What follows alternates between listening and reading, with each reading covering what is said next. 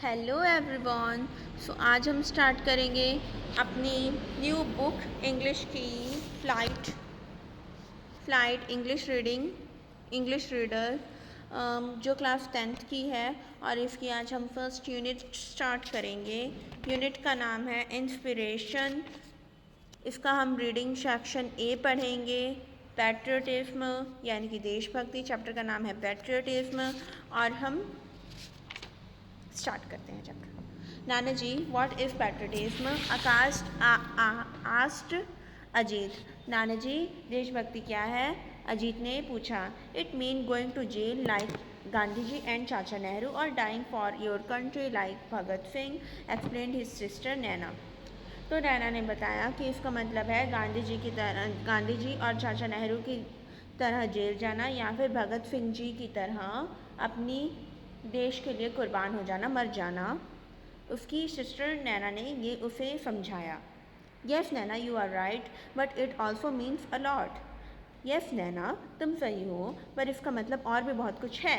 To be a patriot one need not die और go to jail. देशभक्त होने के दो ही रास्ते नहीं हैं, जेल जाना या फिर मर जाना। या फिर देशभक्ति को दिखाने के दो रास्ते नहीं हैं, जेल और मरना। वन कैन शो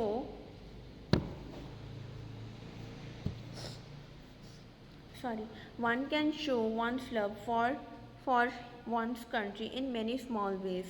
हम अपने कंट्री के प्रति प्यार, स्नेह छोटे छोटे रास्तों के द्वारा भी दिखा सकते हैं। नाना जी फैडिए। नाना जी ने कहा, हाउ, कैसे? By loving its culture and its people. उसकी संस्कृति और उसकी जनता को प्यार करके, यानी कि उसके लिए कुछ करके, यानी कि अपनी संस्कृति में रहना। ओके जैसे कि अपनी संस्कृति को लाइक करना, जैसे कि अब loving its culture and its people. Culture and people, इसका मतलब ये लाइन काफ़ी कुछ बता रही है ना। मतलब कल्चर, जैसे कि आजकल हम क्या कहते हैं ना, मतलब कोई धोती कुर्ता पहनता है तो हम उसका मजाक उड़ा देते हैं। इसमें ये लाइन में कहा गया है कि लविंग इट्स कल्चर, यानी कि उसके कल्चर को फॉलो करना, उसके कल्चर का सम्मान करना, ये सब बताया जा रहा है ना ये लाइन में।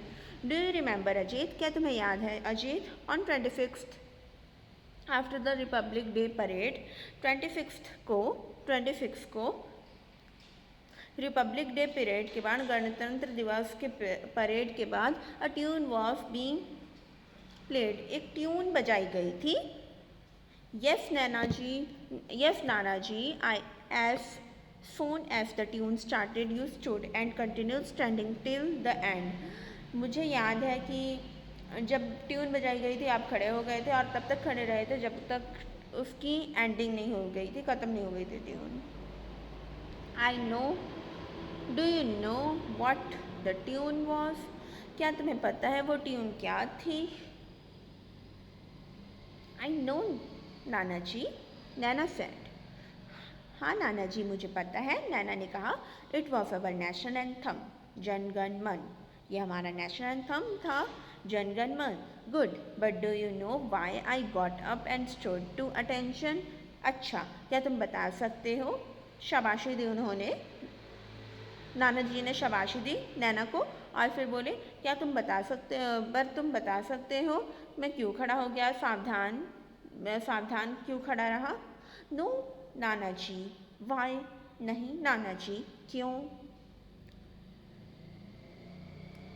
एज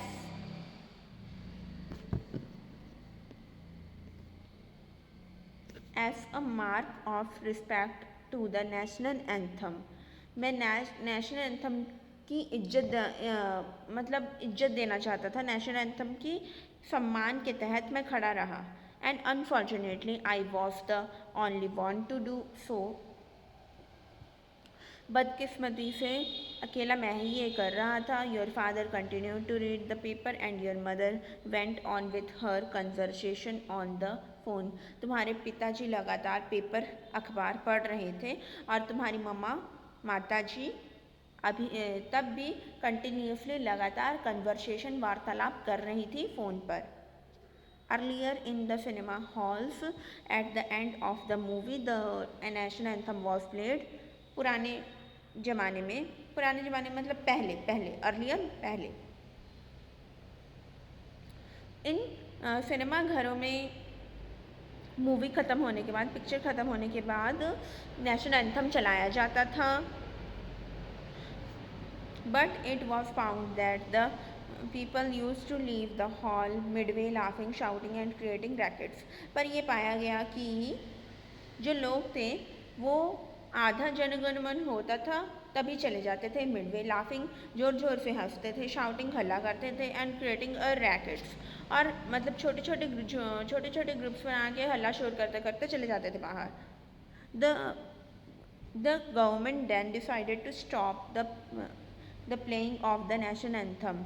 तो गवर्नमेंट ने डिसाइड किया कि अब तो हमें स्टॉप करना पड़ेगा, क्योंकि अब नेशनल एंथम की रिस्पेक्ट नहीं हो रही, इंसल्ट हो रही है, जो कि अच्छा नहीं है। नेशनल एंथम की जहाँ डिसरिस्पेक्ट हो तो इससे अच्छा है कि हम बंद ही कर देते हैं, नहीं चलाते मूवीज़ में, क्योंकि लोग तो रिस्पेक्ट दे ही नहीं पा रहे नेशनल एंथम को तब मूवी के एंड में। तो फिर उन्होंने ना स्टॉप कर दिया कि अब नहीं चलाएंगे भाई नेशनल एंथम को लास्ट में। The reason why I gave you this example is to explain to you that a person patriotism can be reflected in simple day-to-day things like his respect for his language, his national anthem or flag, and above all the love for his fellow countrymen। बोलते हैं यही एक कारण था जो कि मैंने ये उदाहरण इसलिए बताया कि ताकि तुम लोग समझ सको कि एक कोई बंदा देशभक्ति छोटे छोटे तरीक़ों से दिखा सकता है अपने डे टू डे लाइफ में, अपने डेली की लाइफ में, जैसे कि वो अपनी भाषा को रिस्पेक्ट दे सकता है। हम अपने नेशनल एंथम को रिस्पेक्ट दे सकते हैं और फ्लैग अपने झंडे को इज्जत दे सकते हैं। जैसे कि झंडा कहीं भी गिरा हो तो हम उसे उठा दें या फिर उसे दबा दें मिट्टी में, ज़्यादा गंदे झंडे हों तो हम उसे दबा सकते हैं। और हम अगर किसी को मतलब फॉरेन लैंग्वेज नहीं आती और हमें आती है तो हमें उसकी इंसल्ट नहीं करनी चाहिए, हम उसे मदर टंग में भी बात कर सकते हैं। ऐसे हम अपनी लैंग्वेज को रिस्पेक्ट दे सकते हैं। जिसे फॉरेन लैंग्वेजेस नहीं आती हम उसे रिस्पेक्ट नहीं करना चाहिए, हमें उसे भी बराबर इज्जत देनी चाहिए। And above all the love for his fellow countryman, और अपनी जनता के प्रति मतलब उस देश की जनता के प्रति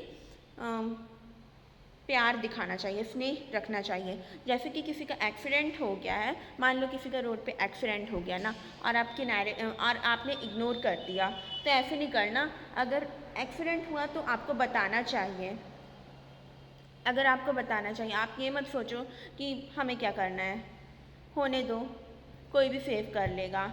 आप जो मदद कर सकते हो वो बंदे की वो मदद करो। आपके पास मेडिसिन वगैरह हैं, आपके पास फ़ोन है, आपके पास कार है, तो आप उससे हेल्प कर सकते हो वो बंदे की, है ना। नाना जी, I still don't understand. I thought patriotism was all about dying for one's country और मेकिंग अ बिग सेक्रीफाइस। नाना जी, मुझे अभी तक नहीं समझ में आया था। मुझे ऐसा लगता था कि पैट्रियटिज्म क्या होता है, देशभक्ति क्या होती है, मर जाना और बहुत ही बड़ा सेक्रीफाइस करना। यस बेटा, यू आर राइट। हाँ बेटा, तुम सही हो। It is about big things, ये बहुत बड़ी चीज़ों के बारे में होता है। बट ऑल्सो लिटिल वंस, पर छोटी छोटी चीज़ों में भी होता है। ये बहुत बड़ी चीज़ों में होता है पर छोटी छोटी चीज़ों में भी होता है। And remember, it is not the battle field alone which produces patriotism. ये लड़ाई ही नहीं है, जैसे कि तुम बैटल फील्ड यानी कि लड़ाई से एटॉमिक बॉम्ब बॉम्ब बारूद गन्स ये सब वगैरह बैटलफील्ड में आ जाता है। बैटलफील्ड से ही नहीं तुम देशभक्ति को जागृत कर सकते हो। In the battlefield of life too you will find many mattress. तुम्हें बैटलफील्ड में भी उसके बाद बहुत बड़ा अपने देश के लिए एक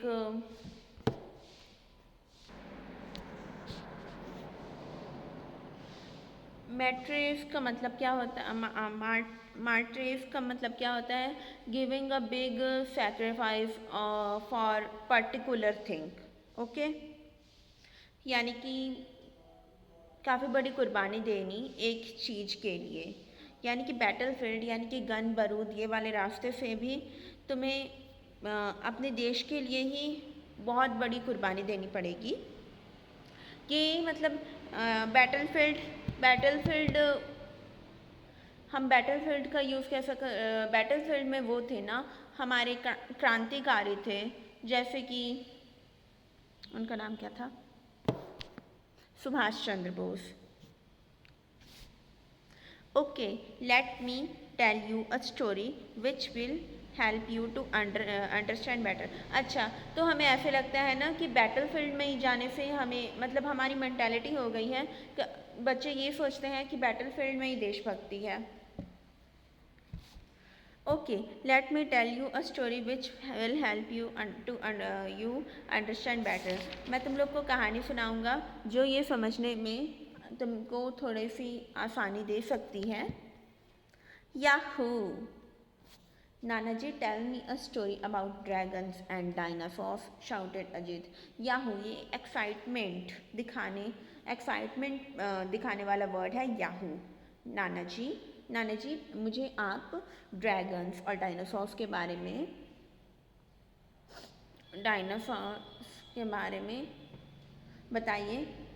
एक्साइटमेंट यानी याहू का मतलब एक्साइटमेंट, उत्साह दिखाने वाला ये वर्ड है। Okay, nanaji tell me a story about dragons and dinosaurs. नानाजी आप मुझे डायनासोर्स और ड्रैगन्स के बारे में स्टोरीज बताइए। शाउटेड अजीत। अजीत ने उत्साह में चिल्लाया। No Ajit, I will tell you a story about real peoples and their real problems. नहीं अजीत, मैं तुम लोग को रियल पीपल्स और उनकी रियल प्रॉब्लम्स के बारे में स्टोरी बताऊंगा, बट नॉट टुडे, पर आज नहीं। This Sunday I will take you for a picnic to a small village around 100 kilometers from here.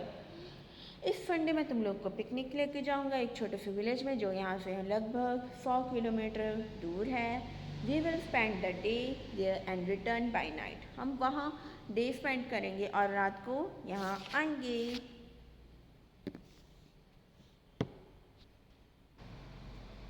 सो नाना जी ने वो स्टोरी क्या सुनाई ये सब हम नेक्स्ट पार्ट में डिस्कस करेंगे। तब तक के लिए बाय बाय।